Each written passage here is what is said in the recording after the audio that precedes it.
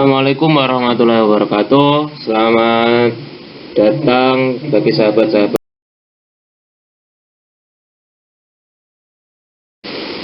ini dari kelompok 2 kelas AKS 4B akan mempresentasikan bab tentang anggaran komprehensif.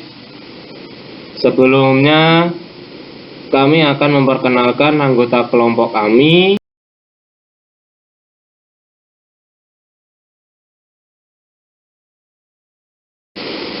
Kelompok kami berjumlah 3 orang. Yang pertama Azizah Kumalasari, yang kedua Fauzi Iqbal Halamzah, yang ketiga Izki Naila.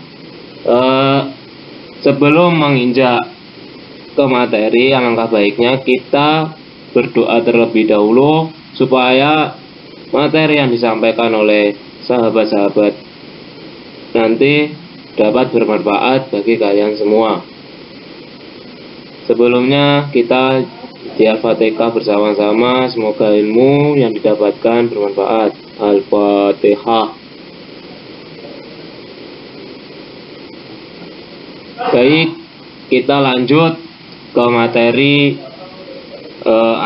tentang anggaran komprehensif. Anggaran komprehensif, anggaran yang disusun secara lengkap sebagai alat bantu manajemen dalam mengembangkan perencanaan terpadu di seluruh kegiatan perusahaan. Persyaratan anggaran komprehensif: yang pertama, manajer telah menentukan pokok-pokok kebijakan rencana jangka panjang. Yang kedua, manajer telah menetapkan tahapan realisasi rencana jangka panjang ke dalam rencana jangka pendek secara berkesinambungan.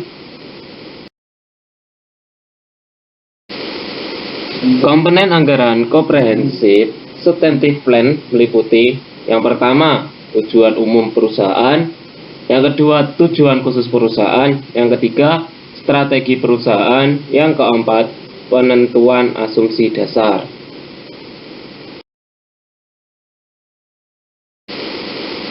Anggaran tahunan dibagi menjadi dua. Yang pertama, anggaran operasional; yang kedua, anggaran finansial. Anggaran operasional terdiri dari: yang pertama,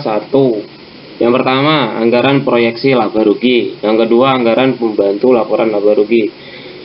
Yang selanjutnya, anggaran finansial, seperti yang pertama, anggaran neraca; yang kedua, anggaran pembantu neraca. Selanjutnya, pengertian pembukuan.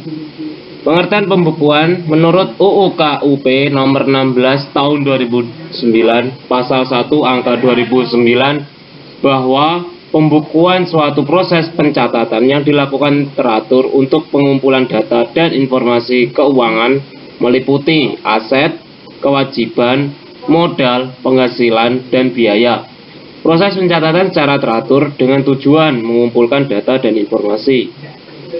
Proses ini ditutup dengan menyusun lampiran keuangan berupa neraca dan perhitungan laba rugi di akhir tahun, harga perolehan dan penyerahan barang atau jasa yang terutang PPN, yang tidak terutang yang dikenakan tarif PPN dengan tarif 0%, dan kenakan PPNBM yang ditutup dengan penyusunan laporan. Sedangkan menurut Heri tahun 2011 mendeskripsikan bahwa pembukuan adalah keseluruhan bagian dari proses akuntansi yang kegiatannya antara lain adalah meliputi penjualan, pembelian, pendapatan, dan pengeluaran baik oleh perseorangan maupun organisasi. Syarat dan sanksi. A. Diselenggarakan dengan memperhatikan itikat baik dan mencerminkan keadaan atau kegiatan usaha yang sebenarnya. B. Diselenggarakan di Indonesia dengan menggunakan huruf Latin, angka Arab, satuan mata uang rupiah, disusun dalam bahasa Indonesia atau dalam bahasa asing yang diizinkan oleh Menteri Keuangan. C. Diselenggarakan dengan prinsip taat asas dengan stay selkas. D. Pembukuan dengan menggunakan bahasa asing dan mata uang selain rupiah dapat diselenggarakan oleh WP setelah mendapat izin Menteri Keuangan. Perubahan metode pembukuan atau tahun buku harus mendapat persediaan barang dan membuat neraca dan perhitungan laba rugi setiap akhir tahun. F. Dokumen menjadi dasar pembukuan dan pencatatan, serta dokumen lain wajib disimpan selama 10 tahun. Lembaga pembuat ketentuan. Pada metode prosedur dan teknik akuntansi dipengaruhi hukum pajak, yaitu 1. UU Perpajakan, 2. Peraturan pemerintah, 3. Keputusan Presiden, 4. Keputusan Menteri, 5. Keputusan Direktorat Jenderal Pajak. Konsep dasar.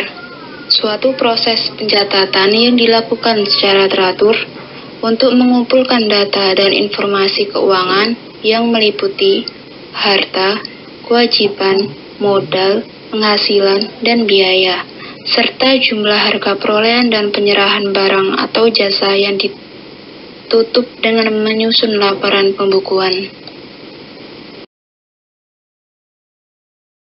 Tujuan: untuk mengetahui setiap transaksi yang dilakukan di dalam perusahaan dengan mengetahui transaksi apa saja pada hari itu, kemudian bisa diketahui bagaimana distribusi uang pada hari itu, kemana uang itu pergi, dan dari siapa uang itu keluar. Mengetahui posisi uang dan hasil kegiatan usaha. Pedoman umum yang harus diperhatikan sebelum menyusun suatu anggaran komprehensif adalah yang pertama, mengadakan spesifikasi terhadap tujuan yang luas dari perusahaan. Yang kedua, mempersiapkan rencana pendahuluan secara keseluruhan. Yang ketiga, menyusun rencana jangka panjang dan rencana jangka pendek.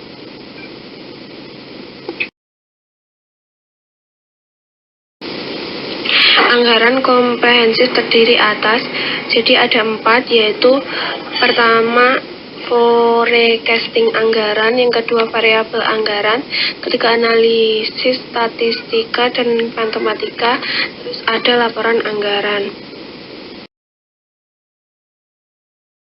Di forecasting anggaran adalah anggaran yang berisi tentang taksiran-taksiran tentang kegiatan-kegiatan perusahaan dalam jangka waktu tertentu dan taksiran-taksiran tentang keadaan atau posisi finansial perusahaan pada suatu periode tertentu di masa mendatang. Yang kedua, variabel anggaran. Anggaran yang berisi tentang tingkat perubahan biaya, khususnya biaya-biaya yang berhubungan dengan perubahan produktivitas perusahaan.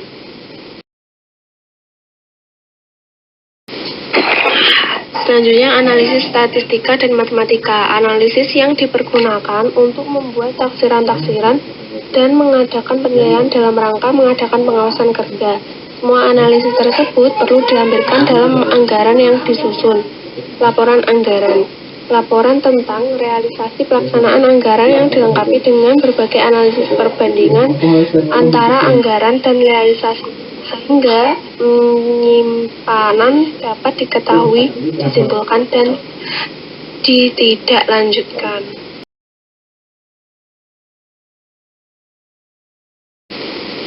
Baik, terima kasih atas partisipasi sahabat-sahabat semua. Semoga ilmu yang disampaikan oleh sahabat-sahabat tadi bisa bermanfaat bagi kita semua. Ada kurang lebihnya dari kelompok 2, mohon maaf sebesar-besarnya. Wallahul muwaffiq ila aqwamit thoriq. Wassalamualaikum warahmatullahi wabarakatuh.